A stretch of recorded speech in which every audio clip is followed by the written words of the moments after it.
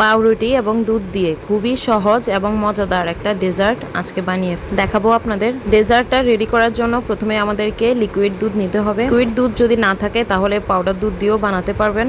এখানে 1 কাপ পরিমাণ লিকুইড দুধ নিয়েছি। তো দুধটা হালকা জাল দিয়ে আমি এখন চিনি, তারপর কর্নফ্লাওয়ার আর 1 চিমটা লবণ দিয়ে দিয়েছি।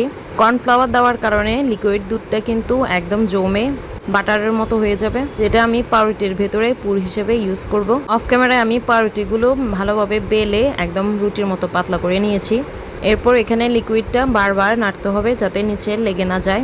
যতক্ষণ না লিকুইড দুধটা খুবই ঘন হচ্ছে ততক্ষণ পর্যন্ত আমি একটু অপেক্ষা করব। এই কাজটা একটু আস্তে ধীরে সময় নিয়ে করতে হবে। তো প্রায় 10 মিনিট পর লিকুইডটা কিন্তু আস্তে আস্তে ঘন হয়ে যাচ্ছে। চারপাশ থেকে কিন্তু অনবরত নাড়তে হবে যাতে লালচে দাগ না পড়ে। তো লিকুইডটা কিন্তু একদম পারফেক্ট ভাবে ঘন হয়ে গিয়েছে। তো এখন আমি চুলাটা অফ করে দিয়ে চুলা থেকে নামিয়ে নিচ্ছি পাতিলটা। এখন যে ডেজার্টটা বানাচ্ছি সেটার নাম হচ্ছে ব্রেড মালাই রোল।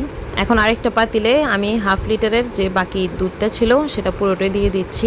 আমি এখানে টোটাল 1/2 লিটার দুধ ইউজ করেছি। 1 কাপ ঘন করে নিয়েছি আর বাকিটা এই যে এখানে জাল দিয়ে নিব। একটু ফ্লেভারের জন্য আমি 2টো এলাচ ভেঙে দিয়েছি, সাথে পরিমাণ মতো চিনি এবং লবণ দিয়েছি। দুধটা জাল হতে হতে এখানে আমি এখন মালাইটা ঠান্ডা হওয়ার পর অনেক ঘন হয়ে গিয়েছে। তো এখন আমি ব্রেডের মধ্যে এভাবে একটু স্প্রেড করে দিচ্ছি। মালাইটা কিন্তু খেতে খুবই মজা। তো এটা এভাবে পাউরুটি দিয়েও খাওয়া যায়। এখন পাউরুটিটা ফোল্ড করে নেব। খুব বেশি একটা কিন্তু সময় লাগে না, 10 থেকে 15 মিনিটের মধ্যেই আপনার এই ডেজার্টটা কিন্তু রেডি হয়ে যাবে। মেহমানকে বসিয়ে একদম নাস্তাটা বানাতে পারবেন। তো আমি একটা রোল বানিয়ে নিয়েছি, এখন আরেকটা রোল বানাচ্ছি। মালাইটা এভাবে দিয়ে পাউরুটিটা জাস্ট একটু ফোল্ড করে নেবেন। পাউরুটিটা কিন্তু বেলার কারণে আপনি যেভাবে ফোল্ড করবেন সেভাবে থাকবে, একটু খুলে যাবে না।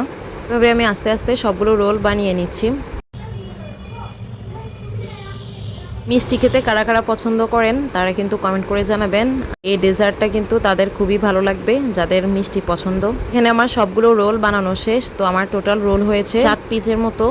আপনারা চাইলে এর থেকে কম বেশি বানিয়ে নিতে পারেন। তো আমি একটা প্লেটে সবগুলো রোল উঠিয়ে নিচ্ছি যাতে এখানে লিকুইড দুধটা আমি দিতে পারি সুন্দরভাবে। রোলগুলো কিন্তু এমন একটা প্লেটে নিতে হবে যেটাতে সবগুলো পাউরুটি একদম ডুবো ডুবো থাকে।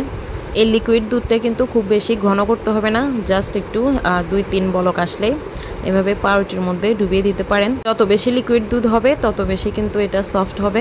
এই যে আমার মজাদার ব্রেড মালাই রোল একদম রেডি। এটা এখন 2 ঘন্টার জন্য ফ্রিজে রেখে দিব। প্রায় 2 ঘন্টা পর এই যে আমার মালাই রোলটা এখন আমি একটু কেটে আপনাদেরকে দেখাচ্ছি। খুবই সফট ছিল কিন্তু। আপনারাও কিন্তু বাসায় একবার ট্রাই করে দেখতে পারেন, খুবই ভালো লাগবে। ভিডিওটা এখানে শেষ করছি। সবাই ভালো থাকবেন। আল্লাহ হাফেজ।